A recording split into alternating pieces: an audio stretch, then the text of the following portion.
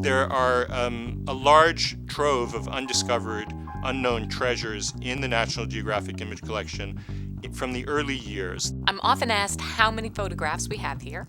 We have 11.5 million.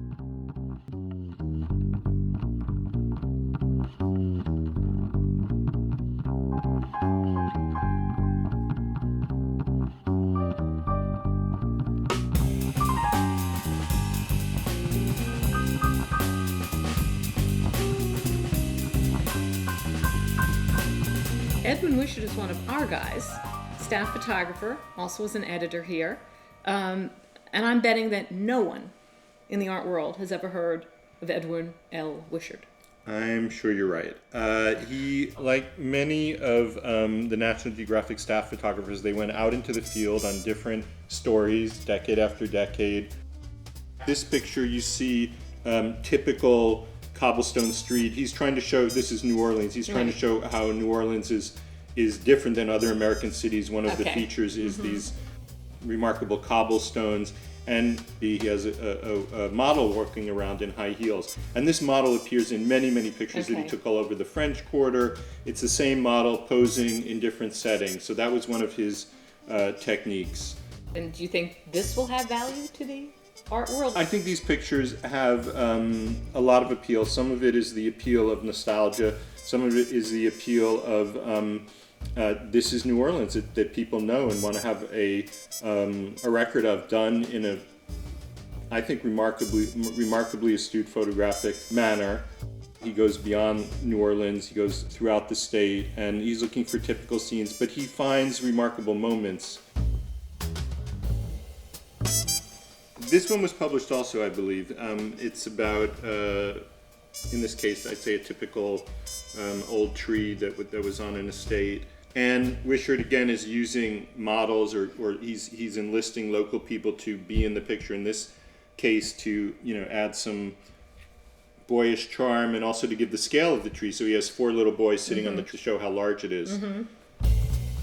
I know that von Gloeden is collected in galleries.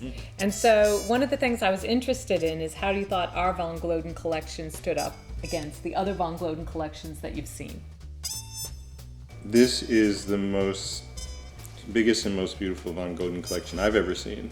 It had over 100 prints and many great examples. Why do you think people collected von Gloeden?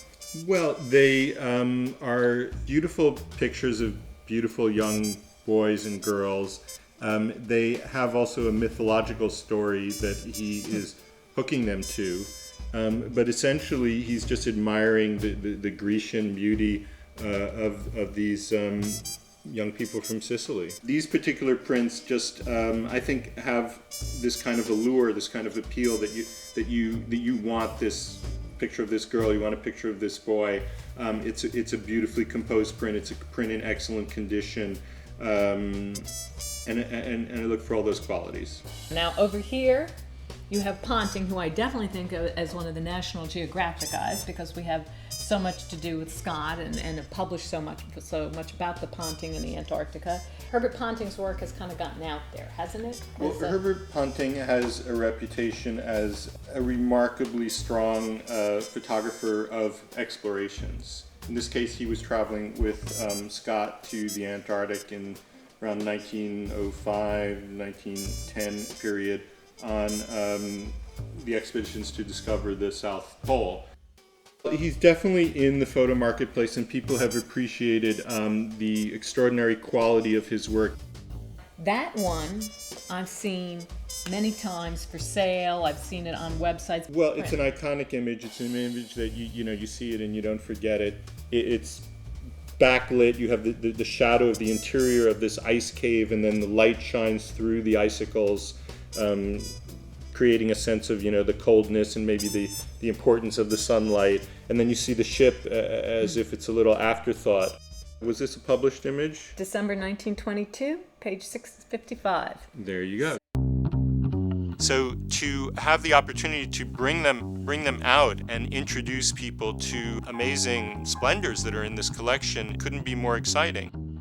There's a lot of images here that have fabulous artistic value, fabulous value to collectors, which we may not have ever thought of them in that way before. And so we'd like to take them out now and show them to the world.